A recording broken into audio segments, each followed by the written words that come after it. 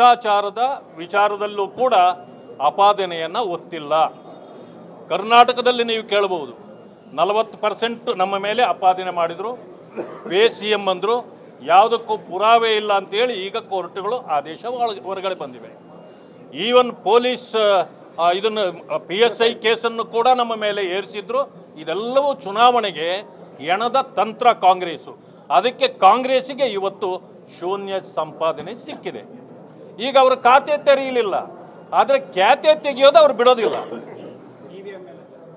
EVM ನಾನು ಹೇಳ್ತೇನೆ, EVM ಈ ರಿಸಲ್ಟನ್ನು ಎಲ್ಲ ಸಂಸ್ಥೆಗಳು ಕೂಡ ಮೊದಲೇ ಹೇಳಿದ್ವು. ಕಾಂಗ್ರೆಸ್ ಒಂದು ಬರ್ತದೆ ಅಂತ, ಪಾಪ ಅದು ಕೂಡ ತಪ್ಪು ಲೆಕ್ಕ ಹಾಕಿದ್ರು. ಅವರು ಒಂದಾದರೂ ಇರಲಿ ಅಂತ ಹೇಳಿದ್ರು. ಆದರೆ ಈಗೇನಾಯಿತು, ಒಂದೂ ಕೂಡ ಅವ್ರಿಗೆ ಬರುವಂಥ ಸ್ಥಿತಿಯಲ್ಲಿ ಅವ್ರು ಇಲ್ಲದೆ ಇರೋದ್ರಿಂದ ಇನ್ನು ಮುಂದೆ EVMಗಳ ಮೇಲೆ ಮಾತಾಡೋದನ್ನು ಅವ್ರು ನಿಲ್ಲಿಸಬೇಕು.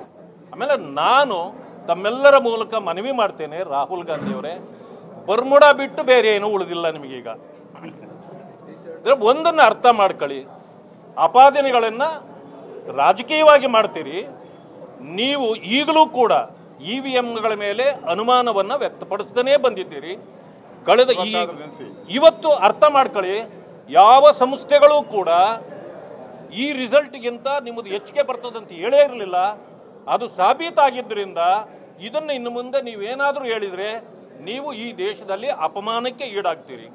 ಈ ವರ್ಷದಲ್ಲಿ ಏನಾದರೂ ಈ 5 ವರ್ಷಗಳಲ್ಲಿ ಏನಾದರೂ ಯಾರಾದರೂ ಟ್ರೋಲ್ ಮಾಡಿರ್ತಕ್ಕಂಥ ನಾಯಕ ಯಾರಾದರೂ ಇದ್ದರೆ ಅದು ಕೇವಲ ರಾಹುಲ್ ಗಾಂಧಿ ಅವರೇ, ಟ್ರೋಲ್ ಲೀಡರ್ ಅವರು. ಇನ್ಯಾರನ್ನೂ ಇಷ್ಟೊಂದು ಟ್ರೋಲ್ ಮಾಡಿಲ್ಲ. ನಗಬಾಟ್ಲಿಗೆ ನೀವು ಸಿಕ್ಕಿದ್ದೀರಿ. ಇವತ್ತು ಕಾಂಗ್ರೆಸ್ಸಿನ ನಿಜ ಸ್ಥಿತಿ ಏನು ದೇಶದಲ್ಲಿ ಅಂತಕ್ಕಂಥದ್ದು ದೆಹಲಿಯ ಫಲಿತಾಂಶ ಇವತ್ತು ನಿಮಗೆ ಎತ್ತಿಕೊಟ್ಟಿದೆ. ಆದ್ದರಿಂದ ನಾನು ಹೇಳ್ತೇನೆ, ಇಲ್ಲ ನೀವು ಗೌರವದಿಂದ ರಾಜಕಾರಣ ಮಾಡಬೇಕು ಅಂತಂದರೆ ಈ ಆಪಾದನೆಗಳನ್ನು ಬಿಟ್ಟು ನೀವು ರಾಜಕಾರಣ ಮಾಡಿ. ಇಲ್ಲ ಅಂತಂದರೆ ನಿಮಗೂ ಒಳ್ಳೆಯದು, ನಿಮ್ಮ ಪಕ್ಷಕ್ಕೂ ಒಳ್ಳೆಯ ಆಗ್ತಕ್ಕಂಥ ಒಂದು ವಿಚಾರವನ್ನು ಹೇಳ್ತೇನೆ.